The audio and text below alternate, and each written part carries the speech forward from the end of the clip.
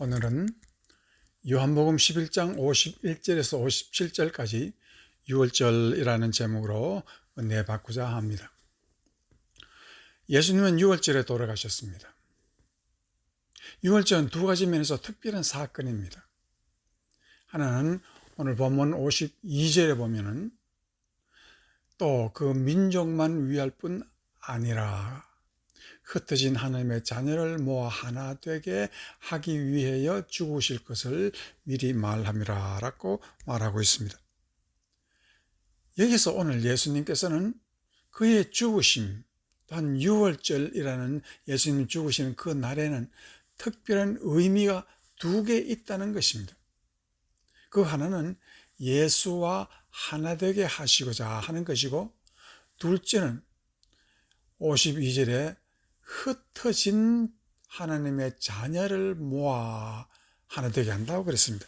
그 하나 되게 하는 목적은 바로 하나님께서 흩어졌다가 모아주신다라는 뜻인데, 이 모은다라는 말은 수나게이라 해서 시나고그, 우리 유대인들의 회당을 시나고그이라 하는데, 교회를 만들기 위해서 하나 되어 모았다라는 뜻입니다. 이런 면에서 오늘 6월절에는 특별히 두 가지 면에서 의미가 있습니다. 하나는 하나님과 함께, 예수 그리스도와 함께 하나 되게 하시는 것이요, 둘째는 인류를 하나의 교회로 모으고자 함이라 라는 그런 뜻입니다.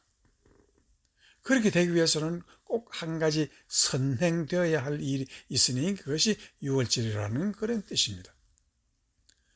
그러나 이것은 단순히 유대인들만의 하나의 뜻이 아니라 전 인류를 위한 뜻인데, 그래서 그날을 이스라엘의 건국일이라고 말하지만 이스라엘의 건국일 외에도 하나님은 전 인류를 하나로, 하나님의 자녀로 보증하는 날이 되고, 새로운 사람이 이렇게 이 세상에 태어났다 하는 것을 인정하는 날이다. 그런 뜻으로 오늘 6월절이라는 의미를 생각해 보고자 합니다.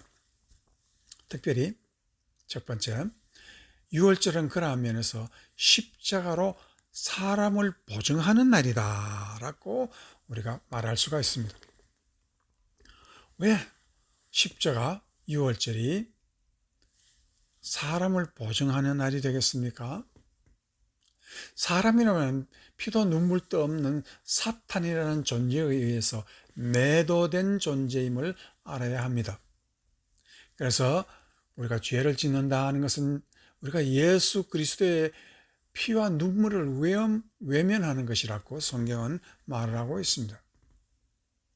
그러므로 6월절은 인간에게 예수 십자가의 고난을 알고 그에게 모이라는 것입니다. 예수님은 이 땅에 와서 왜 죽으셨을까요? 무엇 때문일까요? 그 답은 오직 한 가지입니다. 사람이란 어떠한 존재가 되어야 하는 것을 제시하고 있는 것입니다. 무슨 뜻입니까? 예수님은 사람인데 사람으로 증거받는다는 뜻은 이해가 되지 않는 것입니다. 그런데 여기에서 우리는 이 세상에서 한 가지 알아야 될 것이 있습니다. 사람은 원래는 죄인이라는 존재입니다. 죄를 짓는다는 것은 피도 눈물도 없는 마귀의 자식들이 되기 때문입니다. 그래서 예수 그리스도는 내가 죽을 곳에서 피 흘리고 내가 죽을 곳에서 죽었음을 얘기하고, 그의 피는 곧 나의 피요, 예수의 눈물은 곧 나의 눈물임을 인증하는 그 사람을 하나님은 하나님의 자녀로 보존한다는 그런 뜻이 되는 것입니다. 그래서 예수 그리스도의 보혈과 눈물을 소유한 이들을 하나님은 사람으로 보증하겠다라는 뜻이 되는 것입니다. 그래서 요한일서 5장 6절에서 8절 말씀에 보면은 이는 물과 피로 임하신 것이니 곧 예수 그리스도라.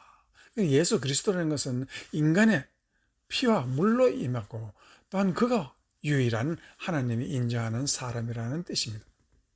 또 물로만 아니요, 물과 피로 임하셨고 그랬습니다. 증언하는 이는 성령이시니 성령은 진리라. 그래서 7절 말씀에는 증언하는 이가 셋이니 성령과 물과 피라. 또한 이 셋은 합이라. 여기서 하나님께서는 사람이 누구냐? 사람은 어떤 존재가 되느냐? 그것은 바로 예수 그리스도와 같은 피와 눈물이 있는 사람이 되고 성령이 있어야 사람이라는 것을 증거하고 계십니다. 그래서 로마서 3장 10절, 13절에서도 다음과 같이 말하고 있습니다. 기록된 바 의인은 없나니 하나도 없으며 깨닫는 자도 없고 하나님을 찾는 자도 없고 다 치우쳐 함께 무익하게 되고 선을 행하는 자는 없나니 하나도 없다 그랬습니다. 그 이유는 13절 그들의 목구멍은 열린 무덤이요 그 혀로는 속임을 일삼으며 그 입술에는 독사의 독이 있다고 말을 하고 있습니다. 인간은 이 세상에 아무리 말해도 독사의 독이 가득한 존재이지 사람으로서 진정한 피와 눈물이 있는 자는 찾기 어렵다는 뜻을 말하고 있습니다. 사람이 참된 존재라면 죄를 지을 때 그 마음속에 그 입에서는 독사의 독이 가득하다는 것을 알고 행하라는 것입니다. 그러한 도골은 삶이 남을 해치고 세상을 아프게 하니 세상은 상처와 고통이 일상의 음료와 음료가 된 것입니다. 이러한 세상에서 의인이 하나라도 나타난다는 것은 하나님이 얼마나 그리운 것이고 하나님은 사람을 그리워하게 되었다라는 말을 하고 있습니다. 여러분이 잘 아시는 다윗의 이야기가 사무엘상 17장 4절에 나타나고 있습니다. 그 이후에 블레셋 사람들의 진영에서 싸움을 도두는 자가 왔는데 그 이름은 골리앗이요 가드 사람이라. 그의 키는 6 한 뼘이요 라고 말할 때 이 6 한 뼘은 지금 키로는 3피트 반 정도 됩니다. 3미터 반, 3미터 반이라는 참으로 거인입니다. 그런데 17장 24절에서는 이스라엘 모든 사람이 그 사람을 보고 심히 두려워하여 그 앞에서 도망한다 했습니다. 이것을 보고 다윗은 이스라엘 백성들 앞에서 무슨 말을 했는지 17장 26절 말씀에 보면 다윗이 곁에 서 있는 사람들에게 말하되 블레셋 사람을 죽여 이 이스라엘의 치욕을 제거하는 사람에게는 어떠한 대우를 하겠느냐? 이 할례 받지 않는 블레셋 사람이 누구이기에 살아계시는 하나님의 군대를 모욕하겠느냐라고 참으로 그가 슬픔을 말하고 있습니다. 여기서 이 장소에서 사람이라면 눈물로 볼 수 없는 처참한 이스라엘 백성의 패배 장소임을 말하고 있습니다. 그러나 다윗 한 사람 외에는 모두 도망가고 죽기가 두려운 것입니다. 자기들의 신이 욕을 먹고 나라가 욕을 먹는데 그 가슴에서 울분이 터지는 사람이 하나도 없더라는 것입니다. 거기에 누가 뜨거운 피가 있고 눈물이 있는 사람이 그 장소에 있었던가 하는 것입니다. 다윗은 그걸 알았고 그가 유일한 사람다운 사람으로서 행동했습니다. 그래서 하나님은 그러한 다윗을 내 마음에 합한 사람이라고 말하고 있습니다. 하나님은 그런 마음이 있는 사람을 찾고 계십니다. 하나님은 사람이 그립습니다. 그 이유는 무엇입니까? 아버지의 마음을 가진 사람, 그리스도의 마음을 가진 사람, 그 사람이 하나라도 눈에 보이기를 원하는 것입니다.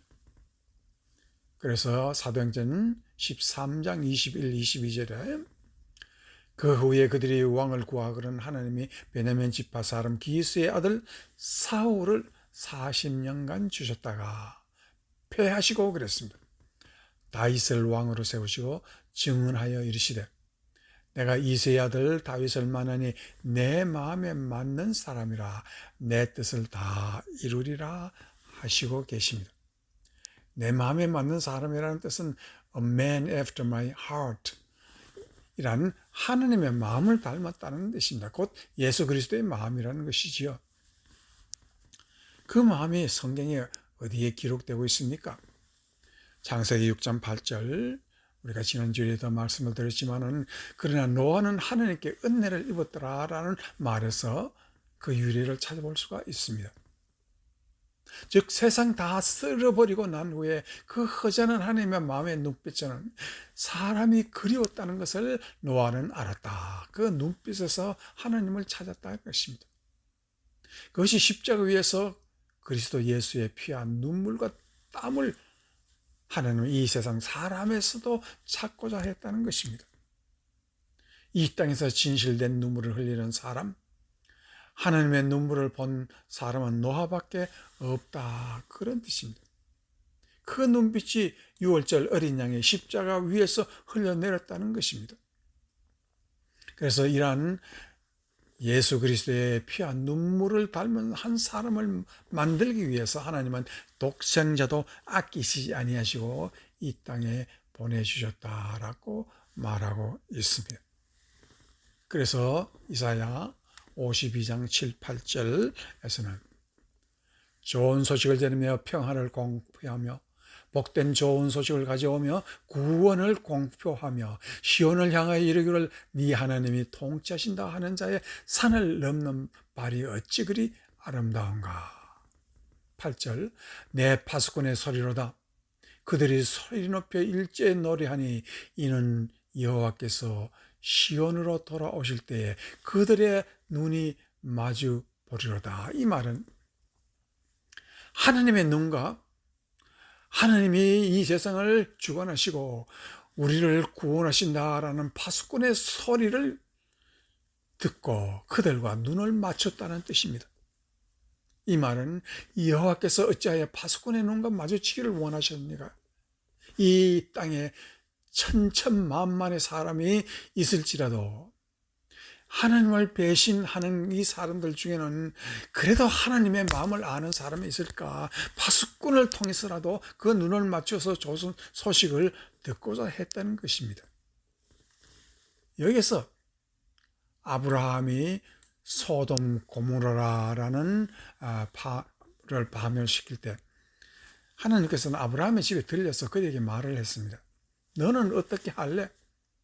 이 세상에 하나님을 찾고 하나님을 사랑하는 사람, 그 눈빛에서 아무리 사람을 찾아도 없다. 그럴 때 아브라함은 의인 한 사람이라도 있으면 그 땅을 구해주시겠습니까?